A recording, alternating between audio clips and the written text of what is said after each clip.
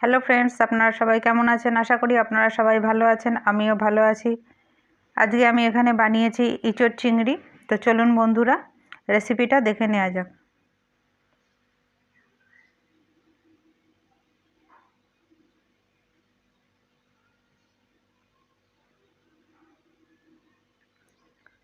এখানে আমি নিয়ে নিয়েছি এঁচড়, আর এখানে চিংড়ি মাছ। তো এঁচড়টা আমি এখানে সেদ্ধ বসিয়ে দেব। নুন হলুদ দিয়ে প্রেসার কুকারে একটা সিটি দিয়ে নেব। আর চিংড়ি মাছগুলো খোসা ছাড়িয়ে ধুয়ে পরিষ্কার করে ফিরে আসছি। চিংড়ি মাছগুলোর খোসা এইভাবে সম্পূর্ণটা ছাড়িয়ে নেব। আর পিঠের দিকে একটা সুতোর মতন অংশ থাকে, সেটা কিন্তু ফেলে দিতে হবে।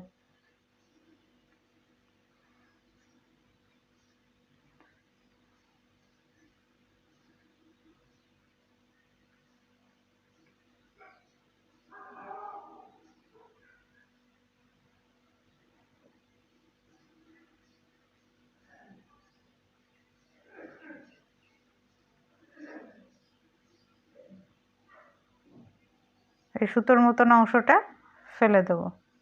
এইভাবে সব চিংড়ি মাছগুলো বেছে ধুয়ে ফিরে আসছি।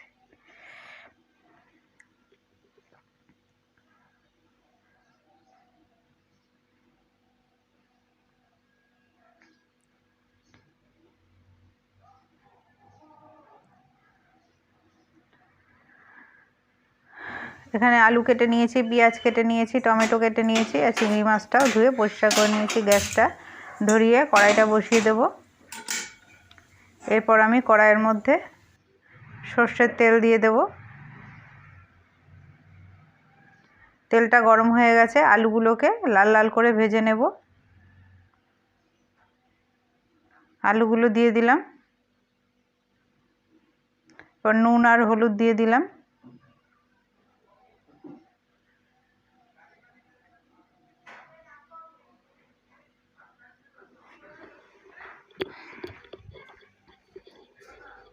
আলুগুলো ভাজা হয়ে গেছে, আলুগুলোকে তুলে নেব।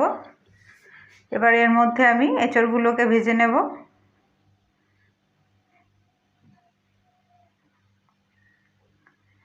এদিকে আমি চিংড়ি মাছের মধ্যে নুন আর হলুদ মাখিয়ে নেব।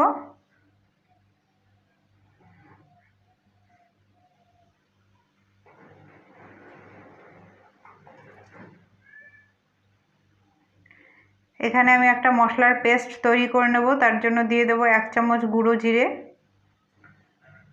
1/2 চামচ ধনে গুঁড়ো,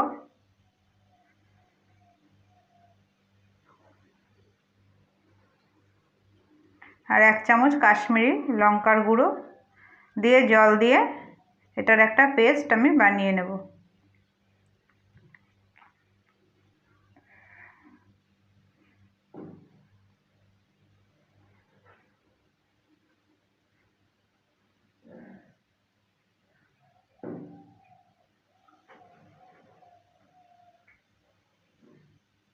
এঁচড়টা এদিকে ভাজা হয়ে গেছে, তুলে নেব।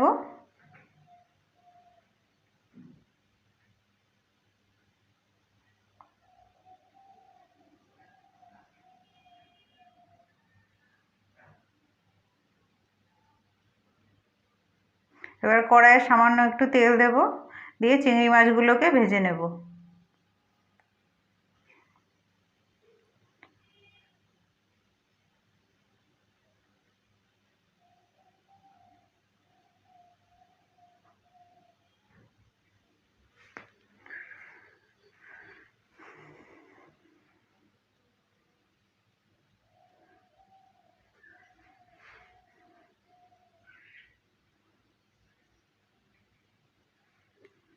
চিংড়ি মাছগুলো ভাজা হয়ে গেছে, তুলে নিলাম।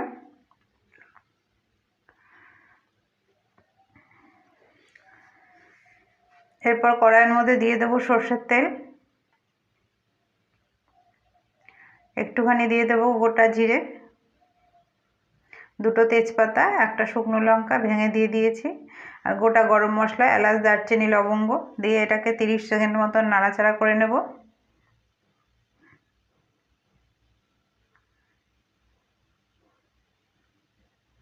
এরপর এখানে আমি 1.5 খানা পেঁয়াজ কুচানো দিয়ে দিয়েছি। পেঁয়াজটাকে লাল করে ভেজে নেব।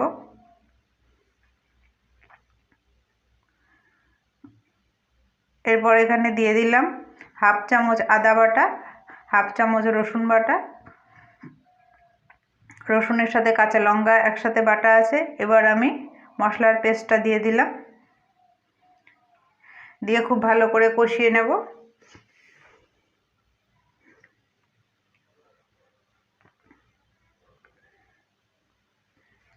দিয়ে দেবো স্বাদ মতন লবণ, হলুদের গুঁড়ো, খুব ভালো করে কষিয়ে নেব। এবার দিয়ে দেবো কুচানো কাঁচা লঙ্কা, একটা টমেটো কুচিয়ে রেখেছিলাম সেটা দিয়ে দিলাম। মশলাটাকে খুব ভালো করে কষিয়ে নেব। এবার দিয়ে দেবো সামান্য একটু চিনি। এরপর আলু আর এঁচড় দিয়ে দিলাম, দিয়ে একটু নেড়ে নিয়ে জল দিয়ে 7 মিনিট মতন ঢেকে রান্না করব। জল দিয়ে দিলাম।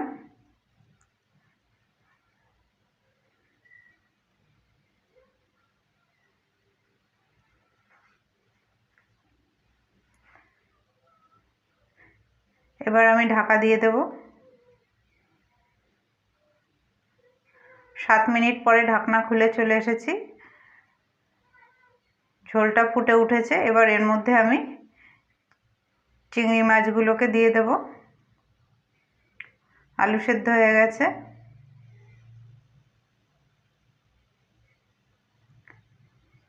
দিয়ে নাড়িয়ে নেব যাতে চিংড়ি মাছগুলো তরকারির সাথে খুব ভালোভাবে মিশে যায়।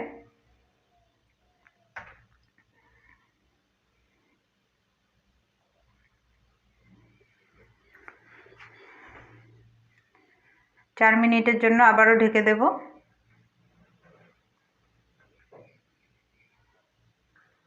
চার মিনিট পরে চলে এসেছি, তরকারিটা কিন্তু সম্পূর্ণ রেডি হয়ে গেছে। এবার আমি এর মধ্যে দিয়ে দেব সামান্য একটু গরম মশলা, দিয়ে নামিয়ে নিলেই তৈরি হয়ে যাবে ইঁচড় চিংড়ি। ভিডিওটা ভালো লাগলে লাইক করে দিয়ে পাশে থাকার অনুরোধ রইল। কমেন্টের মাধ্যমে জানাবেন আপনারা কিভাবে ইঁচড় চিংড়ি বানান।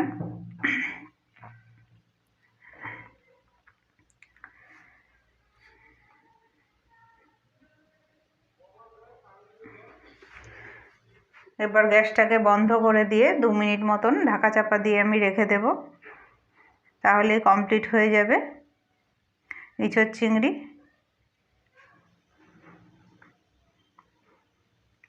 আজকের মতন এখানেই শেষ করলাম।